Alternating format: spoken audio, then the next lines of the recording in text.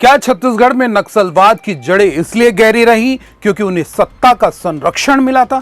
क्या 31 मार्च 2026 की जो डेडलाइन गृह मंत्री अमित शाह ने तय की थी, उसे हासिल करने में सबसे बड़ा रोड़ा पिछली बघेल सरकार थी? नमस्कार, आप देख रहे हैं CGNN लाइव और मैं हूं अभिषेक दुबे।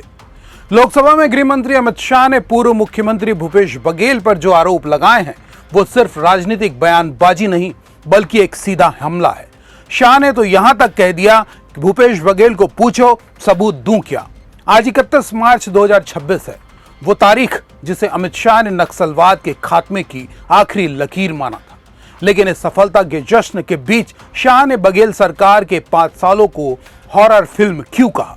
आखिर ऐसा क्या हुआ कि संसद में खड़े होकर देश के गृह मंत्री को सबूतों की चुनौती देनी पड़ी?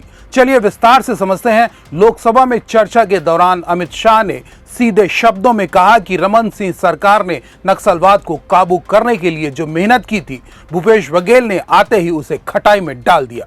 शाह का सबसे बड़ा दावा यह था कि बघेल सरकार के दौरान माओवादियों को राजनीतिक संरक्षण मिला। यह एक गंभीर चार्जशीट है। शाह ने आरोप लगाया कि पिछली सरकार के वक्त ऑपरेशंस की गति धीमी हुई और नक्सलियों को पनपने का मौका मिला। उन्होंने इसे भ्रष्टाचार से भी जोड़ा और कहा कि बघेल सरकार के घोटाले किसी डरावनी फिल्म से कम नहीं थे। महाराष्ट्र एक तहसील छोड़कर 24 के पहले नक्सल मुक्त हो, ओडिशा 24 के पहले नक्सल मुक्त हो चुका था, झारखंड एक जिला छोड़कर 24 के पहले नक्सल मुक्त हो चुका था। सिर्फ छत्तीसगढ़ नहीं हुआ था क्योंकि वहां कांग्रेस की सरकार थी। मुझे कहने में कोई संकोच नहीं है क्योंकि सत्य बोलते हुए कहीं पर कोई भी स्थान का विचार नहीं कहना चाहिए। सत्य बोलने के लिए ही होता है। छत्तीसगढ़ कांग्रेस की सरकार ने नक्सलवादियों को बचा कर रखा था। मैं किसी व्यक्ति के सामने नहीं कर रहा हूं, मुझे रूल्स न समझाएं। और व्यक्ति के सामने करना है तो भूपेश बघेल को पूछो, प्रूफ रजू करूं क्या यहां पर? हाँ बोले तो बोलो वरना फंस जाओगे। गृह मंत्री ने आज के दिन यानी 31 मार्च 2026 को एक मील का पत्थर बताया है। उनका दावा है कि भारत अब लगभग नक्सल मुक्त हो चुका है। सरकार का कहना है कि जब से छत्तीसगढ़ में सत्ता बदली है, सुरक्षा बलों को खुली छूट मिली और उसी का नतीजा है कि आज माओवादी बैकफुट पर हैं।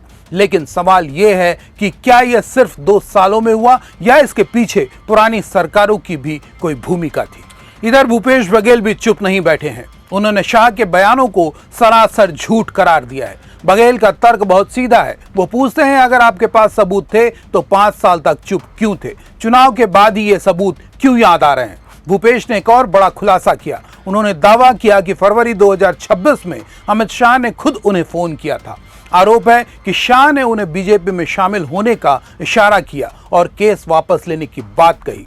बघेल कहते हैं कि जब उन्होंने इनकार कर दिया तो उन पर कीचड़ उछाला जा रहा है। कल लोकसभा में उन्होंने ये झूठ बोला कि हमारी सरकार ने उसमें मदद नहीं की। मैं चुनौती देता हूं अमित शाह जी को कि जिस मंच में, जिस जगह में स्थान और समय वो तय कर ले, मैं बहस के लिए तैयार हूं। लेकिन प्रदेश को, देश को गुमराह उनको नहीं करना चाहिए। झूठ मत बोलिए, आपको शर्म आनी चाहिए। आपको छत्तीसगढ़ की जनता से माफ़ी मांगनी चाहिए, अन्यथा आप बहस के लिए तैयार हैं तो समय स्थान तय करिए, मैं निश्चित रूप से वहाँ उपस्थित होऊंगा। ये सच है कि हाल के महीनों में छत्तीसगढ़ में बड़े नक्सल विरोधी ऑपरेशन हुए हैं, लेकिन यह भी सच है कि बघेल सरकार के दौरान विश्वास, विकास और सुरक्षा की नीति पर काम हुआ था, जिसमें अंदरूनी इलाकों में कैंप खोले गए थे। बीजेपी का कहना है कि वो कैंप सिर्फ दिखावा थे, जबकि असली काम अब हो रहा है। तो क्या भूपेश बघेल वाकई नक्सलियों के हमदर्द थे या ये 2026 की राजनीति का एक नया अध्याय है? क्या शाह के पास वाकई वो प्रूफ है जिनका जिक्र उन्होंने संसद में किया है? आपको क्या लगता है, क्या छत्तीसगढ़ की शांति में पिछली सरकार का योगदान था या वो वाकई एक हॉरर फिल्म थी? अपनी राय कमेंट बॉक्स में जरूर बताएं। अगर आपको ये विश्लेषण पसंद आया तो वीडियो को लाइक करें और हमारे चैनल को सब्सक्राइब करना ना भूलें। नमस्कार।